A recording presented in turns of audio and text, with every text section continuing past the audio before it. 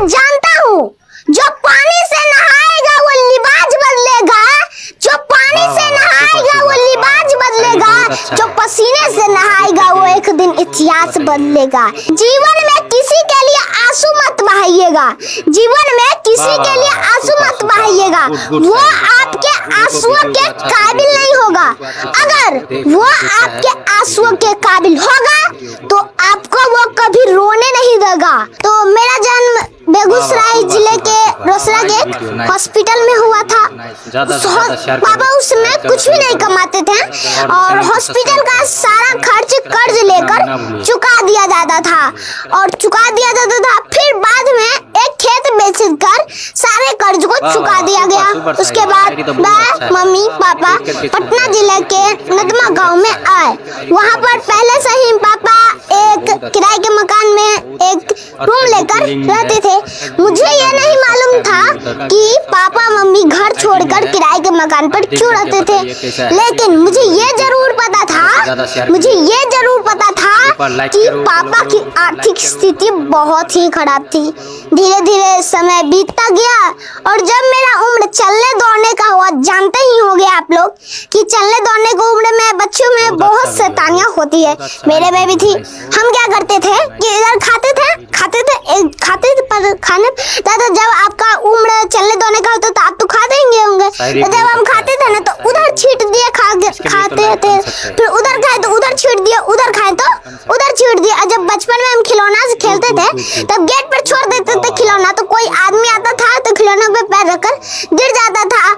इसके वजह से फिर अब गिलास में पानी ले रहते थे तो इधर गिरा दिया ना तो मकान मालकिन हमको डांट देती थी, जिसकी वजह से मम्मी भी रो जाती थी। तब मैं कहता था कि जीवन में किसी के लिए आंसू मत बहाइएगा, जीवन में किसी के लिए आंसू मत बहाइएगा, वो आपके आंसुओं के काबिल नहीं होगा।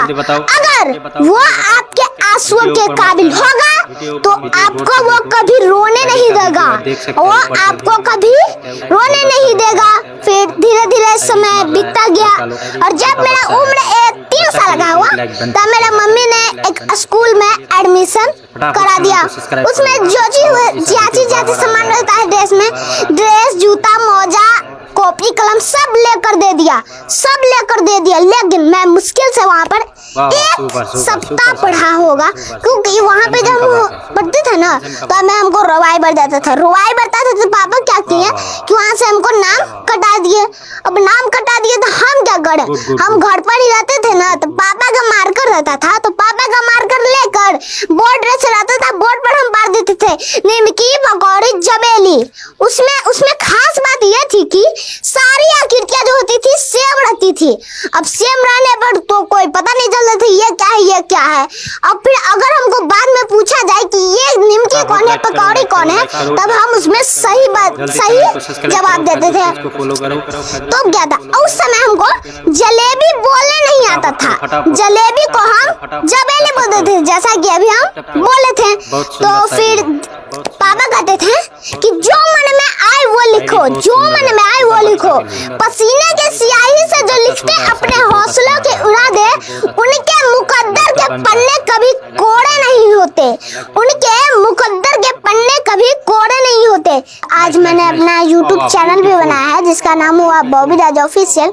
जो बच्चे मेरे से नहीं पढ़ पाते हैं वो ऑनलाइन पे भी पढ़ लेते हैं। धीरे धीरे हम पढ़ाते गए, पढ़ाने के बाद धीरे धीरे हम पढ़ाने लगे और ज़्यादा, तो मेरा नाम आज पूरा बिहार लेने लगा।